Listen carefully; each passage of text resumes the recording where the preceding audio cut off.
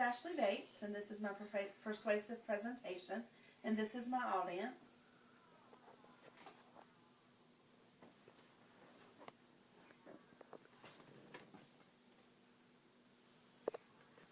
Today our presentation is going to be about homeless pets, dogs, and cats. If you'll follow along on your packets on page 1, you'll notice the first slide is a picture of the homeless pets, a cat and a dog. And then if you'll switch to page 2, please. We're going to start with dogs, and they're domesticated for the most part. They're loving if they're taken care of. And the third page talks about an adult versus a puppy.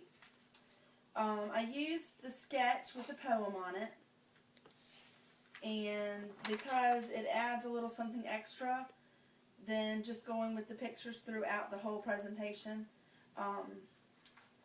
Along with the decisions of breeds of puppies, there are also the choice of having an adult puppy an adult or a puppy. Puppies need training where adult dogs do not. They're usually already trained. Puppies are a lot like babies. They have teething, and their teeth do fall out, and they have to be fed more often. Adult puppies or adult dogs can hold their pottying a lot longer than puppies can. There's a little poem I'd like to read to you, and it's puppies and puddles, licks and hugs, soft and lovable, just look at their mugs. A smile on their face, a twinkle in their eye. They're just so sweet, no need to ask why. Little wet kisses, soft gentle nuzzles, not very complicated like crossword puzzles. They arrive with love and joy in their heart. They just want to share but not be apart. And page 4 of our slide, the next decision you have to make when you take in a pet, the homeless pet, is to whether they're going to be an inside dog versus an outside dog. There are plus and minuses to both. The outside pros are that you don't have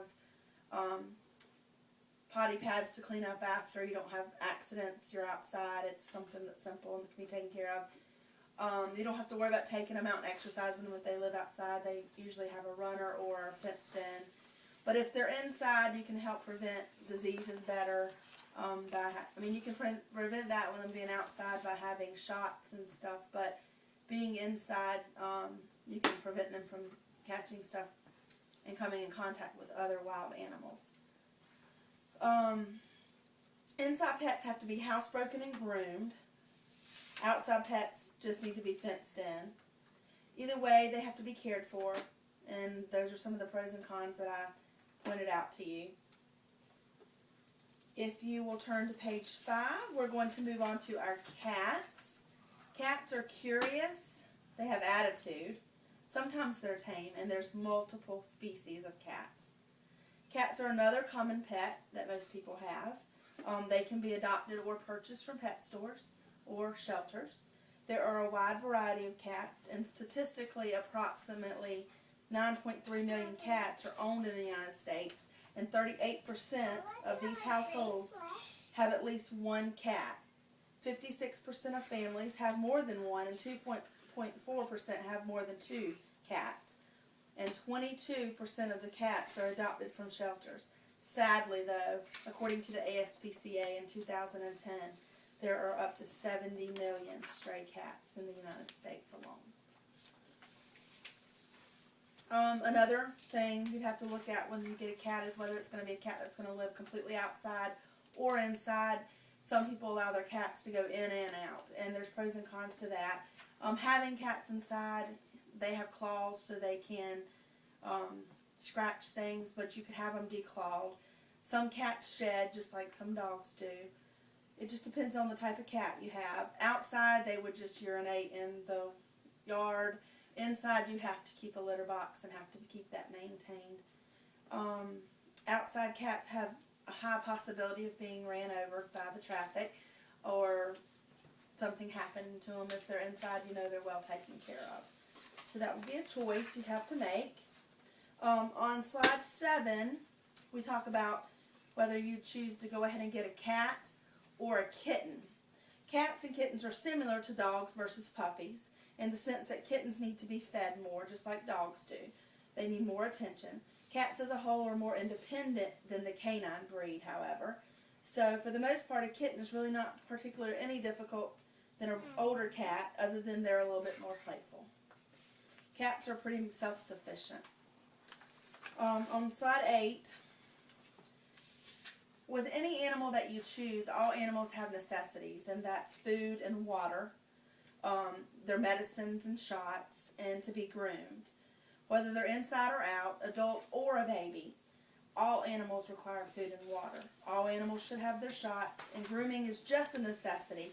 But if you keep your animal inside, you would probably prefer to have them groomed.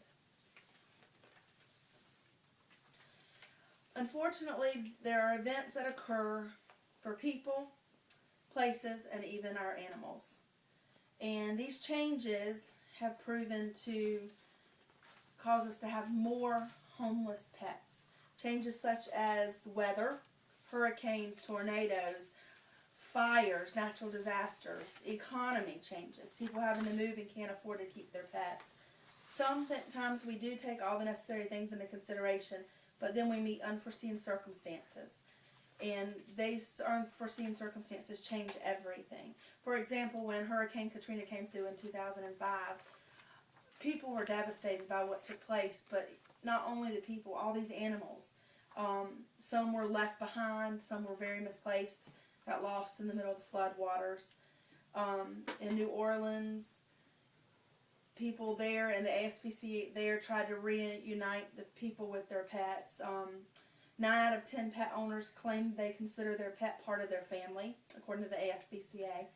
No one could have seen the economic downfall of the country that we still face today and the job loss rates.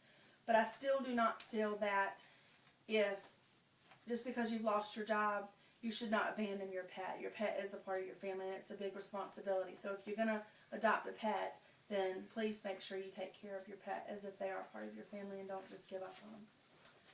And some of our references that if you'd like to look up more information, you're welcome to, is the Humane Society, their website, www.humanesociety.org/issues.